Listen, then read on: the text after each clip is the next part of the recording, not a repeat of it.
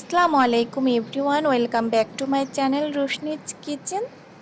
আমি আবারও হাজির হয়ে গিয়েছি আপনাদের মাঝে নতুন একটি রেসিপি নিয়ে। আর আজ আমি বানিয়ে দেখাবো ঘরের তৈরি মেয়োনিজ। আমি এটি পুরোপুরি ঘরে বানিয়েছি আর খুবই অল্প উপকরণ দিয়ে, ঘরোয়া উপকরণ দিয়ে আমি এটি বানিয়ে নিয়েছি।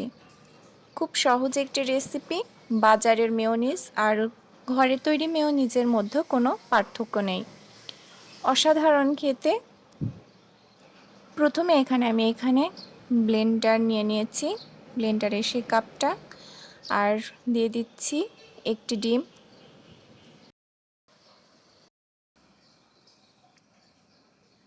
এবার আমি দিয়ে দেব এখানে 1 চামচ চিনি, আর দিয়ে দেব স্বাদ অনুযায়ী লবণ। আমি সামান্য পরিমাণ লবণ নিয়েছি, আপনারা স্বাদ অনুযায়ী লবণটা দিয়ে দেবেন। আর 1 চামচ নিয়েছি এখানে গোলমরিচ, গোলমরিচটা আমি গুঁড়ো করে নিয়েছি। দিয়ে দেব এখানে আমি 1 চামচ মতো ভিনেগার, আর হাফ মতো লেবু। আমি লেবুটা আগে থেকে কেটে নিয়েছি। এই লেবু আর ভিনেগার দেওয়ার ফলে ডিমের গন্ধটা কিন্তু বের হবে না। এবার আমি এটি ঢাকনা দিয়ে দেব এবং এখানে ব্লেন্ড করে নেব কয়েক সেকেন্ড মতো। আমি এখানে 15 সেকেন্ডের মতো ব্লেন্ড করে নিচ্ছি। 15 সেকেন্ড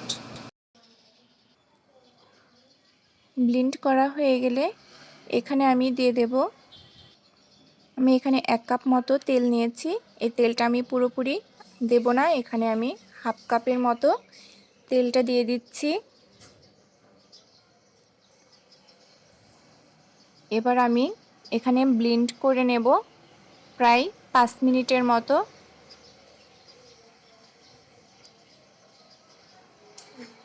এবার আমি ঢাকনাটা তুলে নিচ্ছি। আবার আমি সামান্য পরিমাণ, হাফ কাপের যেটুকু থাকে সেটুকু আমি সামান্য পরিমাণ করে, আবার দেখুন এখনও কিন্তু মেয়োনিজটা পুরোপুরি রেডি হয়নি। আমি এবার বাকি তেলটুকু দিয়ে দিচ্ছি। এখানে অল্প অল্প করে তেল দিয়ে ব্লেন্ড করে নিতে হবে। এবার আমি ঢাকনাটা দিয়ে এবার ব্লেন্ড করে নেব প্রায় 15 মিনিট মতো। অল্প অল্প করে ব্লেন্ড করে নিতে হবে, আর ঠিকঠাক ব্লেন্ড করলে মেয়োনিজটাও পারফেক্ট হবে। ব্যাস রেডি হয়ে গেল কিন্তু আমার ঘরের তৈরি মেয়োনিজ। খুব অল্প উপকরণ দিয়ে এটি আমি বানিয়েছি, আপনারা বাসাতে ট্রাই করতে পারেন। দেখেই বুঝতে পারবেন বাজারের মেয়োনিজ আর ঘরে তৈরি মেয়োনিজের মধ্যে কোনো পার্থক্য নেই। আর ডিমের গন্ধটাও লাগবে না ভিনেগার দেওয়ার আর লেবু দেওয়ার ফলে। ব্যাস রেডি হয়ে গেল আমার মেয়োনিজটা। কেমন হয়েছে আমার মেয়োনিজ আপনারা বাসাতে ট্রাই করে দেখবেন আর কমেন্টের মাধ্যমে অবশ্যই জানিয়ে দেবেন। লাইক দেবেন আর শেয়ার করতে ভুলবেন না, আর সাবস্ক্রাইব করবেন।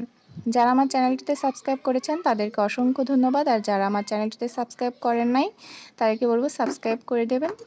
পাশে থাকা বেল আইকনে ক্লিক করলে প্রতিদিনের আপডেট আপনাদের কাছে চলে যাবে। আমাদের জন্য দোয়া করবেন। আপনারা সুস্থ থাকবেন, ভালো থাকবেন। আল্লাহ হাফিজ। আবারও দেখা হবে নতুন কোনো রেসিপি নিয়ে।